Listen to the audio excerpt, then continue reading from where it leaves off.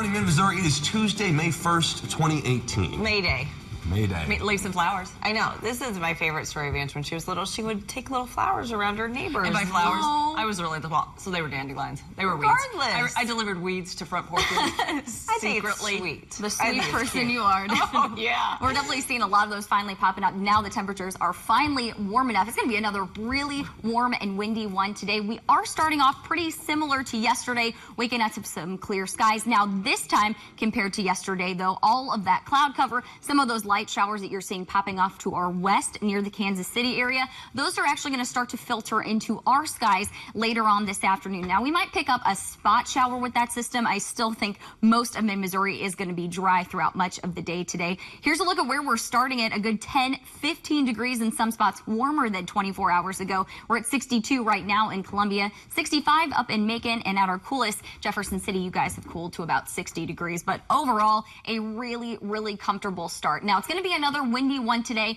Right now, winds are still from the south at about 13 to 15 miles per hour for a lot of us. We're going to be even windier this afternoon compared to where we were yesterday. So we'll take a look at the rest of your Tuesday forecast, and I'll track those Wednesday and Thursday rain chances for you coming up in a couple minutes. Today, the White House is deciding whether to impose tariffs of steel and aluminum on the European Union, Canada, and Mexico. In the last month, we've talked to Missouri farmers who say the tariffs would directly impact their business. The Trump administration announced Monday it'll consider the issue for 30 days. Meanwhile, the U.S. is preparing for hard talks with China over those tariffs this week. The White House says it's agreed to new trade deals with Australia and South Korea in principle. Here's what's happening right now. The European Union's commenting this morning. It's not happy about this tariffs delay. The group of 28 nations says the move prolongs market uncertainty, which it says is bad for business. The EU is calling for a permanent exemption for all of its member countries on these tariffs. It has previously said it would retaliate if the Trump administration imposes those tariffs, saying any agreement has to be balanced and mutually beneficial, saying that we should be exempt from these regardless, not waiting 30 more days to hear if we're exempt. Right, yeah, they kind of put a pin in it. Yep. Thank you very much, Angie. Today, the Missouri Times publisher Scott Faughn is facing a subpoena from the House committee investigating Governor Greitens. Greitens' attorneys say Faughn delivered one of the two $50,000 payments to the lawyer representing the governor's former mistress. It's unclear where that money came from. The House committee investigating Governor Greitens says his claims discrediting their report are a mischaracterization. The committee released an addendum to the report yesterday. It countered statements Greitens made on Facebook the day after the report was released. Greitens says his former mistress did not tell the committee the same story she told the St. Louis circuit attorney. But Chairman Jay Barnes, a Republican, says, quote, the committee does not find anything in the circuit attorney interview that causes it to change its statement regarding her credibility. However, one Democratic representative feels the investigation is a waste of taxpayer money. I don't believe that taxpayer dollars should be further spent on beginning the process to bring this to a resolution in the House. Greitens is set to go on trial May 14th on the felony invasion of privacy charge. Greitens' lawyers are now asking the judge to prevent the woman at the center of this case from testifying. Defense attorneys say it's because of the gross misconduct of private investigator William Tasabi, who interviewed her for prosecutors. They say Tasabi refused to answer questions during a deposition. They also accuse him of lying in court and being slow to hand over evidence.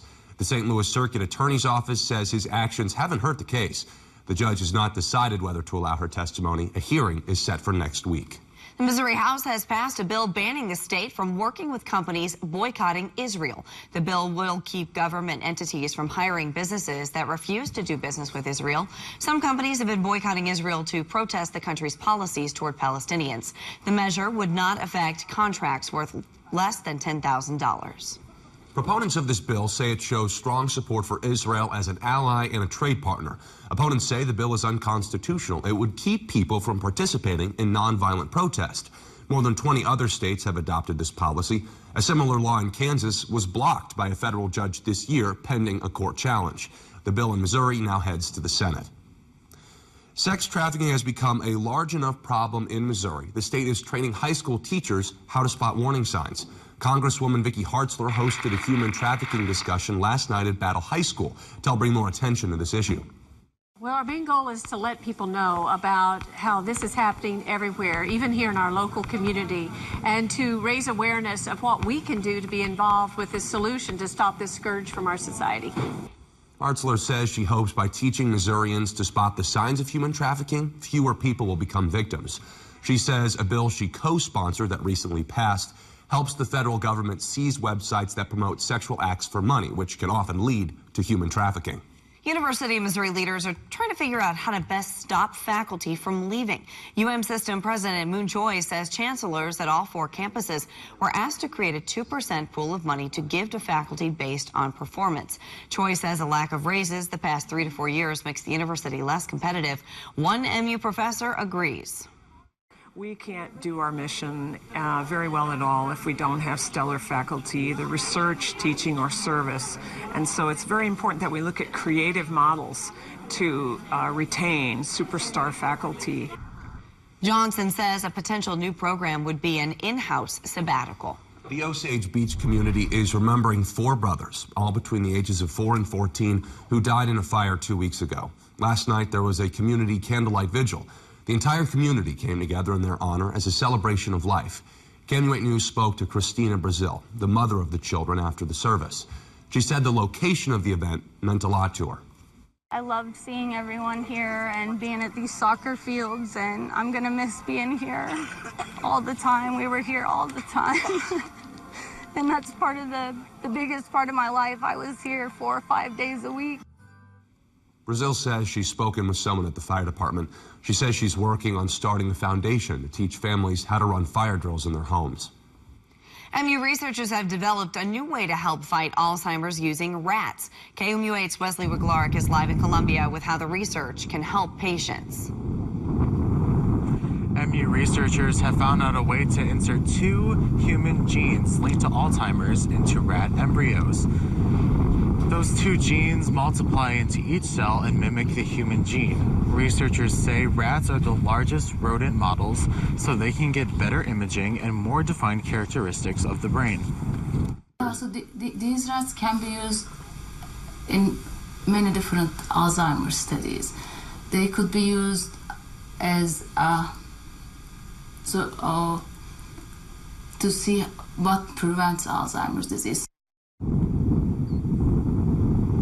Once the rats develop the gene, researchers could see how a change of diet, exercise, and medications can affect the onset of Alzheimer's disease. Reporting live in Columbia, Wesley Wiglarek, KMU8 News. A Southwest Airlines plane involved in a fatal engine explosion is undergoing repairs. The plane arrived at an airfield in Washington on Monday. The aircraft is not back in service. The flight was on its way to Dallas when one of the jet's engines failed and exploded. One passenger died after a window broke and the suction pulled her partially out. Today, the Pennsylvania State Prosecutor's Office is scheduled to release details of its investigation into a death at Penn State. Pennsylvania Attorney General Josh Shapiro says his office is done with its review into the hazing death of Tim Piazza, a fraternity pledge. Piazza died after falling multiple times while drinking at a fraternity house in February of 2017. Shapiro will hold a news conference later this morning. An Australian magistrate has ruled a senior Vatican official charged in a sex abuse crisis will stand trial. Cardinal George Pell is facing multiple charges after being accused of sexually abusing victims decades ago. The magistrate dropped half of the charges against him. Pell said he'll plead not guilty. Marches and rallies are planned across the country today because it's May Day, a day known for demonstrations for labor rights. Events are planned in cities including New York City, Washington, D.C., and Seattle. Some rallies are also geared towards celebrating the power of migrant workers, standing against corporations and corrupt politicians. Protests are also happening across the world. This is from Indonesia. Tens of thousands of people took to the streets in Jakarta to protest for higher wages. A demonstration is also planned for London workers today. Today, a University of North Carolina graduate student is facing vandalism charges after pouring a mixture of paint and her own blood on a Confederate statue on campus. Authorities say Maya Little vandalized the controversial statue nicknamed Silent Sam on Monday. The statue's since been cleaned off. Supporters of the statue placed posters at its base to remind other students what it stands for.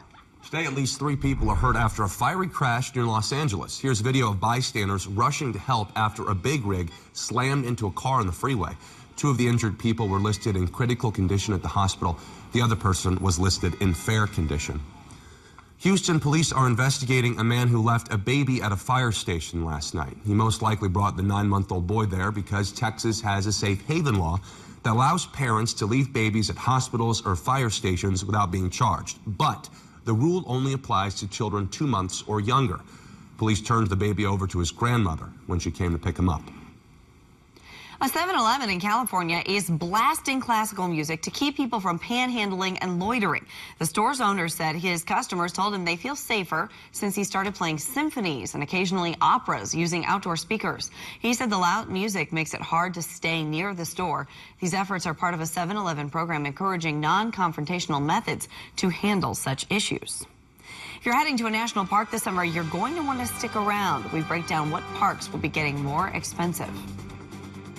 And it's going to be another pretty nice day if you want to head to the park this afternoon. And for most of the day on Wednesday as well, we do have a few rain chances in there before our widespread showers and thunderstorms on Thursday. So we'll take a look at both of those systems coming up right after the break.